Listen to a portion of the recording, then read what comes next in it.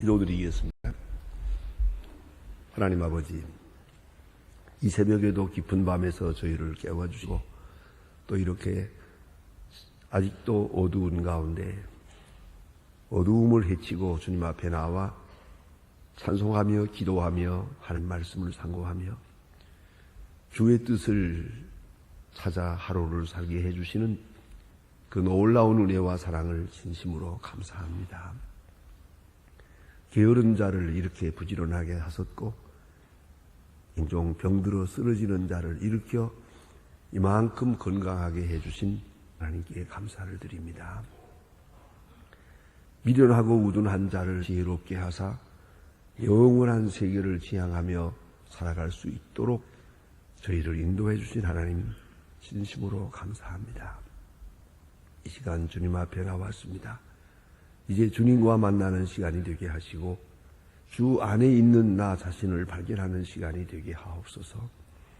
내 많은 소원을 하나님 앞에 아뢰긴 하겠습니다마는 그러나 내가 구하지 아니한 것 지각에 넘치도록 주셨고 또 이미 응답된 가운데 내가 있음을 깨닫는 아침이 되게 하여 주시옵소서.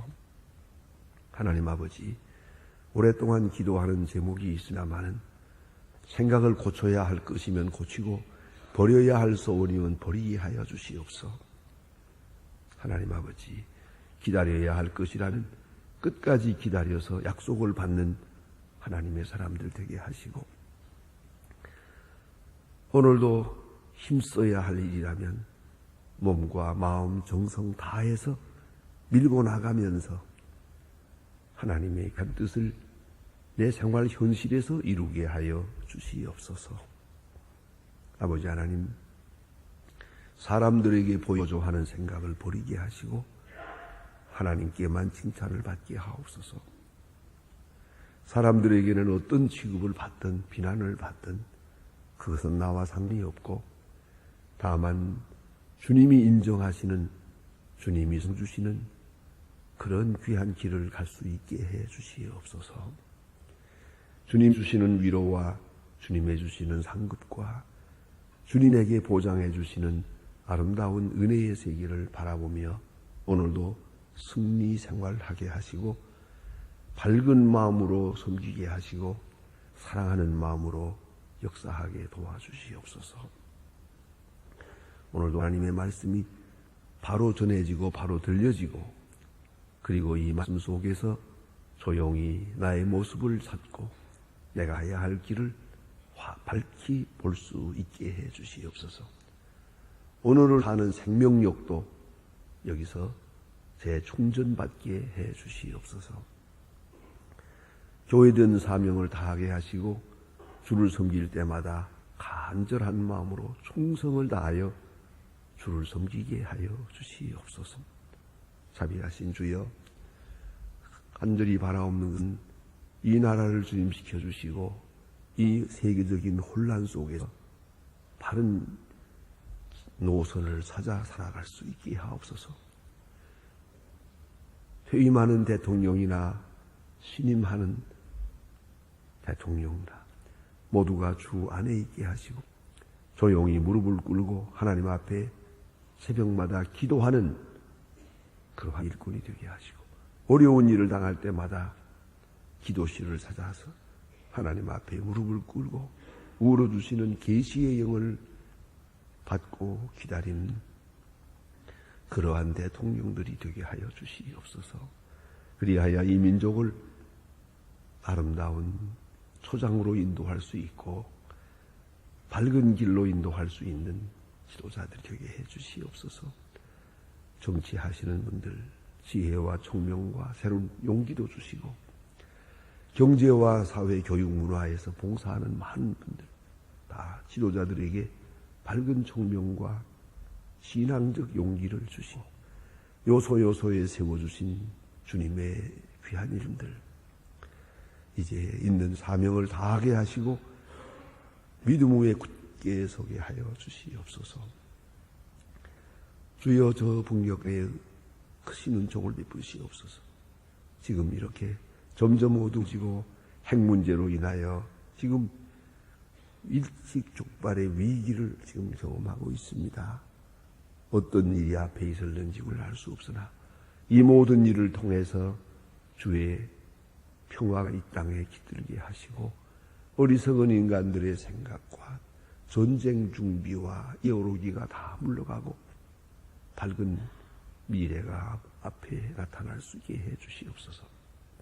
북한에서 시달리고 있는 우리 사랑하는 인재들 그 가난과 고통과 억압에서 건져주시며 오늘도 지하에서 불부짖는 성도들의 기도, 지하교회의 기도를 들어주시기를 기도합니다. 우리에게 맡겨주신 일, 소중한 일들 잘 감당할 수 있게 끝까지 내베푸시 여수이 그 모든 일들이 잘 진행되게 하옵소서. 하나님 아버지, 오늘도 해외에 있든지 여행 중에 있든지 군문에 나가 있는 젊은이들, 공부하는 자녀들, 유학생들 하나하나 다 눈동자와 같이 지켜주시며 잠시도 실족지 않도록 주의 강한 손으로 붙들어 주시고 성령과 말씀으로 인도하여 주시옵소서. 특별히 공부하는 자녀들 그 장래를 놓고 지금 걱정하고 있습니다. 모든 수험생들에게 주님의 큰 은혜가 오늘 나타나 주시기를 기도합니다. 병중에 있는 자와 슬픔을 당한 가정 하나하나 크게 위로하여 주시기를 바랍니다. 주여 오늘이 복되게 하시고 은혜로 충만하게 하옵소서. 며칠 남은 금년을 더 복되게 더 아름답게 좋은 소식을 듣고 좋은 소식을 전할 수 있는 하루 시간이 되게 하여 주시옵소서. 우리 마음에 충만함을 주시고 주의 거룩한 음성에 응답하는 하루가 되게 하옵소서. 주 예수 그리스도의 이름으로 기도드립니다. 아멘. 하나님의 말씀은 계속해서 우리 누가복음 보도록 하겠습니다. 누가복음 23장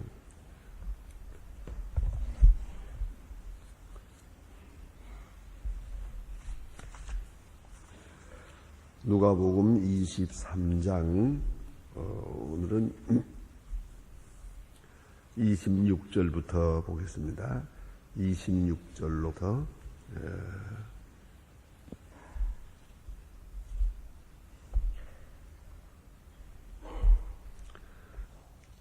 26절부터 31절까지입니다.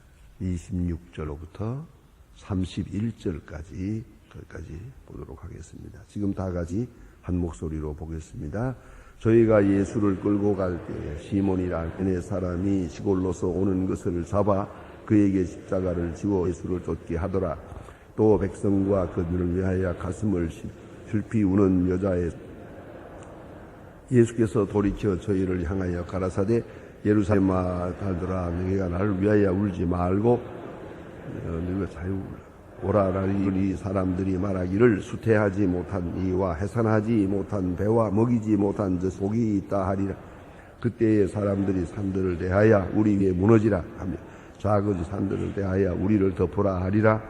푸른 나무에 오이같이 하거든 마른 나무에 어떻게 되리요 하느니라. 아멘. 오늘 예수께서 지금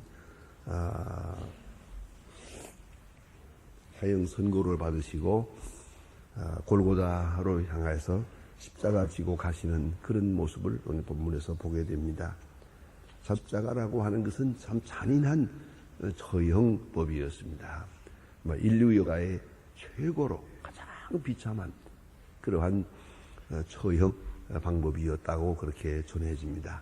얼마나 끔찍하고 또 힘든 일인지 그 로마의 그 황제들의 기록 가운데 그런 기록이 있다고 합니다. 혹 식사를 할 때, 자연히 이런 얘기 저런 얘기 하지 않겠습니까? 왕이 식사를 할 때 누가 십자가라는 얘기만 한마디 하면은 버럭 화를 내고 그 말한 사람을 아주 크게 꾸짖고 심지어는 끌어내서 태형을 했다고 합니다. 왜냐하면은 십자가라는 말만 나오면 십자가를 생각하게 되고 십자가를 생각하는 순간 밥을 먹을 수가 없게 되니까. 뭐 입맛이 다 갔어지. 그만큼 그저 다른 사람의 십자가지만은 십자가를 생각하고 본다는 것만 가지고도 얼마나 끔찍스러운지 알 수가 없는 그런 처형법이었습니다. 예수님에게 그 십자가를 지우게 됩니다. 또 한 가지 생각해야 될 것이 있습니다. 그것은 로마 사람에게는 어떤 죄를 지어 십자가를 지우지 않습니다. 그것은 비로마 사람, 즉 말하면 로마에서 지배하는 속국에 있는 그 사람들을 십자가에 처형을 하죠. 로마 사람 시민권을 가진 사람에게는 절대로 이런 십자가 처형이 없다고 합니다. 그만큼 특권을 누렸어요. 그래서 사도 바울은 같은 죄목으로 죽습니다만은 그는 그 목배임을 당해서 처형을 당했고 십자가를 지지 않았고요. 베드로가 십자가를 지고 그렇게 되는 것을 볼 수가 있는데 오늘도 예수님이 십자가를 지게 됩니다. 그런데 골고다 언덕까지 가는 길에 자기가 매달려 죽을 십자가를 자기가 지고 가는 겁니다. 어깨에 메고 그리고 가는 겁니다. 그 갔던 그곳을 성지를 발명할 때마다 많은 사람들이 가서 이제 순례를 합니다만은 이 돌로 된 언덕입니다. 이 언덕길을 계속 어깨에 메고 그리고 올라가야 되는 그런 상황입니다. 가다가 쓰러지고 한 그 자리를 지금 이렇게 표시를 해놓아서 많은 사람들이 경건한 마음으로 그곳을 방문하게 되는데 이렇게 언덕을 올라가면 가서 십자가에 그것을 언덕 위에다 꽂아놓고 그 매달리게 되는데요. 가는 길입니다, 지금. 예. 가다가 쓰러질 때 그냥 사정 없이 매질을 합니다. 이 딱한 사정을 보던 구레네 시몬이라는 사람이 동정을 했던 것 같아요. 어째서 구레네 시몬이 십자가를 지게 됐는지 그건 아무도 모릅니다만은 많은 사람들이 추리를 합니다. 이 사람 예수님에 대한 소문을 들었던 것 같아요. 귀한 분이요, 이적을 많이 행하고 좋은 일 많이 한 분이다 생각하고 있었는데 십자가에 죽는다. 이거 있을 수가 없다. 그리고 따라가는데 여기 구레 시몬, 이게 예루살렘에 사는 사람이 아니에요. 순례자로 왔던 것이죠. 그러니까 그저 이 6월절 이 기간에 여기 한마디로 말하면 구경 왔던 사람인데 또 예배하러 오기도 하고요. 이 장면을 보게 되는데 너무 잔인해서 아마 한마디 했던 것 같아요. 그렇게 때리지 마세요. 또 왜 그렇게까지 잔인하게 할 거 없지 않습니까? 좀 동정하는 말을 몇 마디 한 모양인데 로마 군인은 사정없이 그러면 동정할 거 없어. 내가 대신 줘라. 그가 그걸 하며 도망가지 않고 그의 동정심이 마침내 예수님의 십자가를 대신 지게 했다 하는 얘기입니다. 그렇게 되었다. 아무리 생각해도 구레네 시몬은 이 십자가를 안 질 수 있었습니다. 또 지어야 될 이유가 없습니다. 예수님의 제자도 아니고요.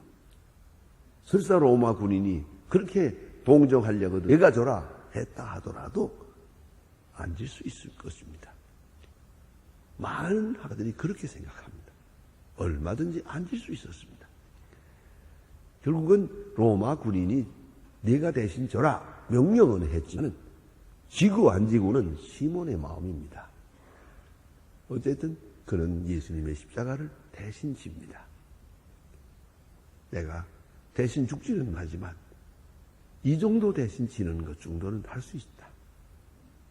예님은 십자가에 죽을 사람으로 이걸 져야 하지만 나는 죽을 사람이 아니거든요. 얼마든지 질 수 있는 것이지요. 그래서 그는 참 특별한 사람으로 성경에 기록되고 있습니다. 이 성경을 볼 때마다 한편 화가 나는 게 있습니다. 왜 군의 시몬이냐 이거죠.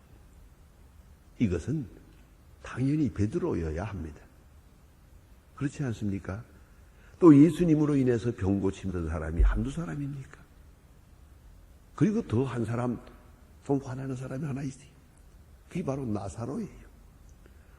멀지도 않은 배단이 있습니까?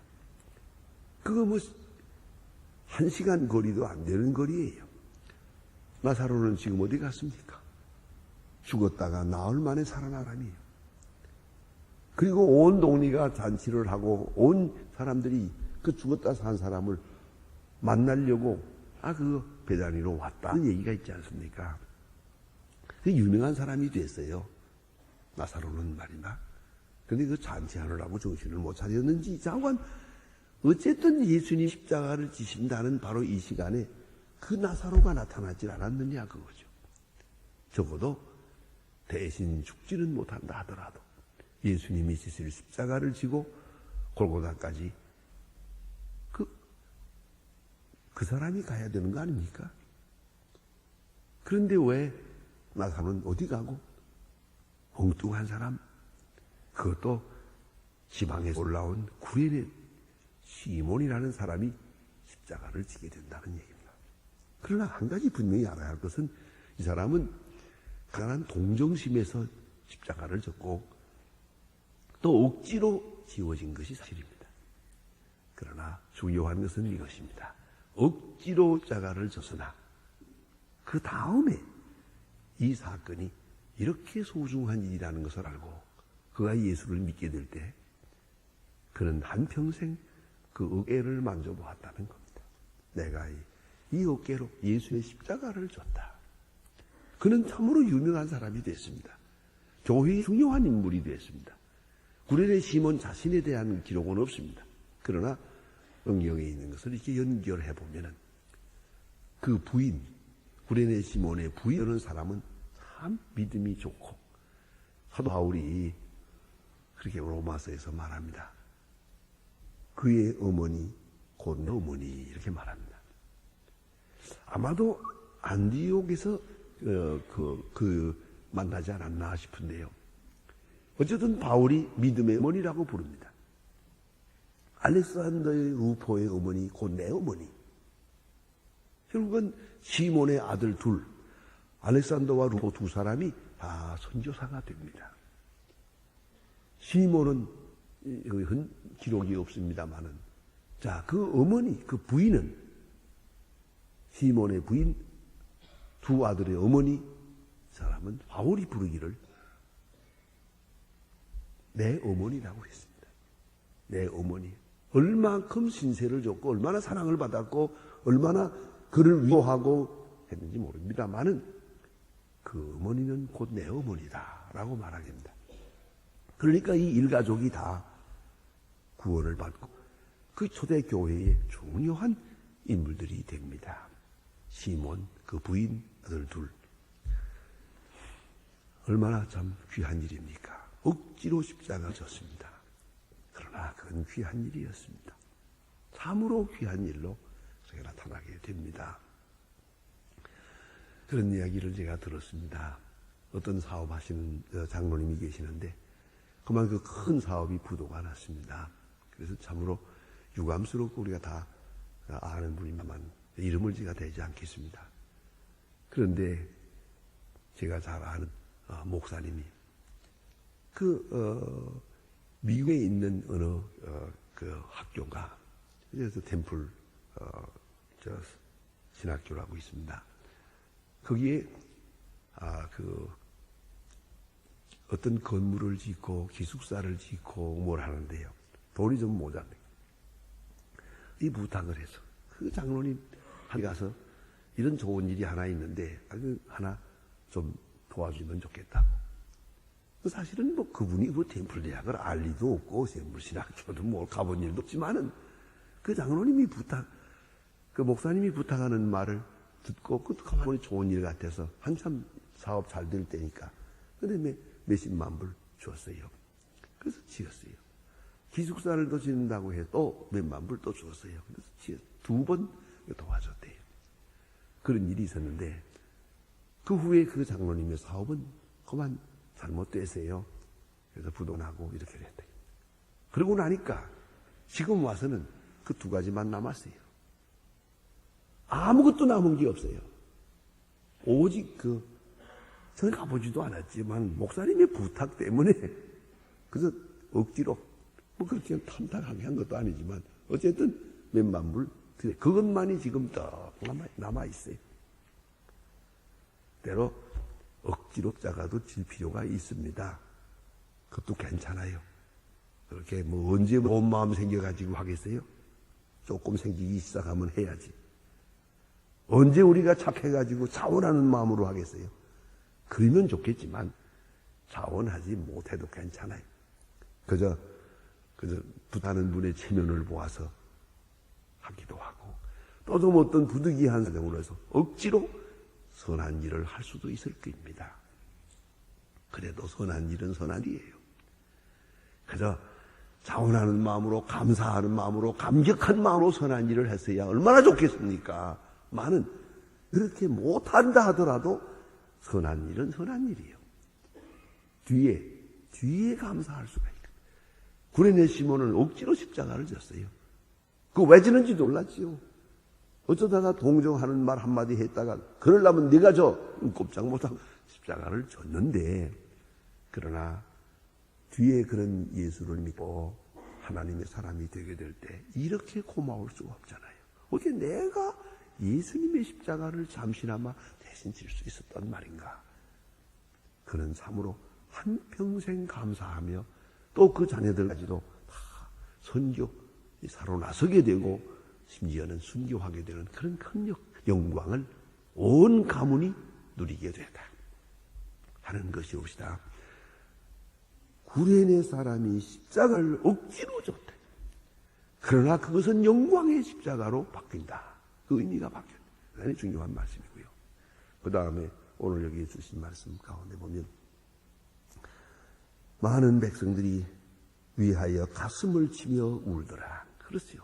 울면서 따라옵니다. 특별히 여자들. 저는 그런 생각을 해요. 여기 우는 여자 가운데 얼마든지 십자가를 질 마음이 있었을 거예요. 그러나 연약한 여자들은 할 수가 없었고요. 여자들의 큰 무리가 따라오는지라 예수님 돌이켜 보시면서 말씀하십니다. 예루살렘의 딸들아 나를 위하여 울지 말고 나를 위하여 울지 말고 여기서 생각해 봅시다. 예수님을 위하여 울 건 없어요. 예수님은 지시고자 해서 지는 십자가요. 원해서 지는 십자가요. 자발적으로 지는 십자가입니다. 이것이 무엇인지를 알고 지는 십자가입니다. 예수님을 위해서는 울 필요가 없어요. 다시 말합니다. 의인의 고난을 인하여 울 필요가 없습니다. 죄인이 고난을 당하는 것은 울어야 되겠고 회개해야 되겠지만 의인이 그것도 뜻을 알고 자발적으로 당하는 고난에 대해서 우리는 부러워하고 동경하고 살아갈 것이지 그걸 측은히 여기고 울 것 없습니다. 그건 울서 성격이 아닙니다. 십자가라고 하는 고난은 참으로 끔찍하고 우리 마음을 섬찟하게 하고 눈물 나게 하겠지만 그런 값싼 동정이 중요한 게 아니에요.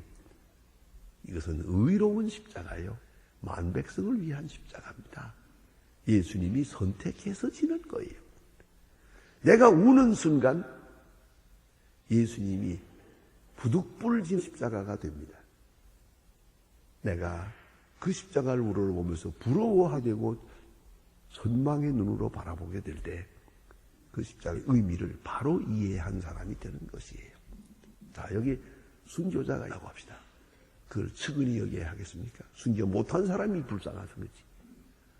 순교하는 사람은 불쌍한 게 아니에요. 그런 영적인 시각을 가져야 그런 판단력을 분명히 해야겠다는 말씀이 옵시다. 자, 우리가 고난은 다 답니다. 누구나 당하는 일입니다만은 죄로 인해서 당하는 거 불쌍히 여겨야죠.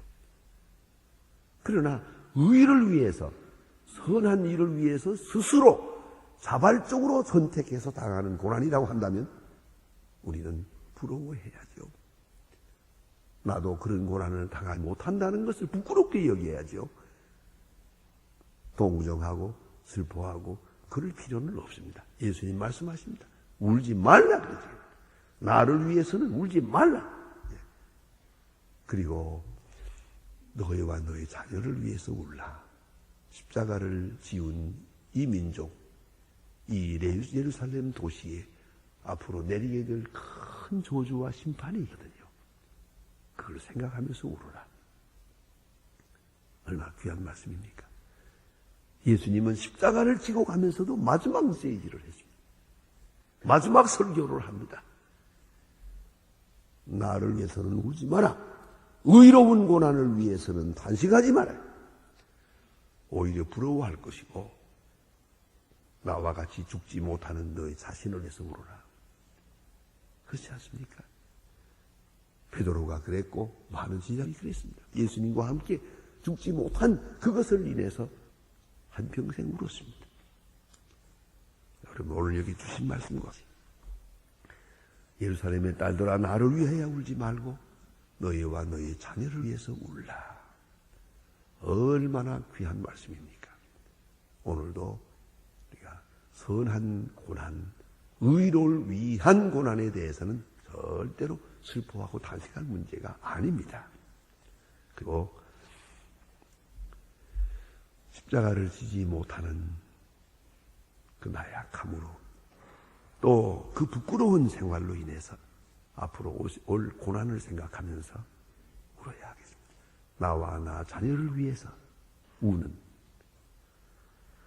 그러한 신앙의 삶이 되어야 될 것입니다. 그 다음에 여기 주신 말씀 보니까 이제 수태지 못하자와 해산하지 못하는 자, 배와 먹이지 못한 복이 있다 하리라. 큰 환난이 오겠다. 나는 여기서 이렇게 십자가를 가지만 이런 의미의 십자가를 지지만 이제 앞으로 예루살렘 너희들에게 올 환난은 말할 수 없는 것이다. 여기 보니 이렇게 말합니다. 산들이 내 머리에 떨어져라. 산이 무너져서 나를 덮어라. 왜요? 살아있는 게 괴로우니까. 잠시라도 살아있을 이 꼴을, 이 어려운 것을 보는 것이 괴로우니까. 빨리 죽었으면 좋겠다. 빨리 나를 죽여다오. 그런 말 아닙니까? 예? 그래서 산들을 대하여 말하기를 우리 위에 무너져라. 작은 산들을 대하여 말하기를 우리를 덮어라 하리라. 살아있다는 것을 조주롭게 생각하는 순간이 오겠다. 자, 그날이 다가오고 있는데 이 말씀하신 이후로 40년 후에 된 일입니다. 다가오고 있습니다. 예루살렘의 멸망이 다가오고 있습니다. 그런 거로 너희와 너희 자녀를 위해서 울라 라고 말씀하십니다. 기도하십시다.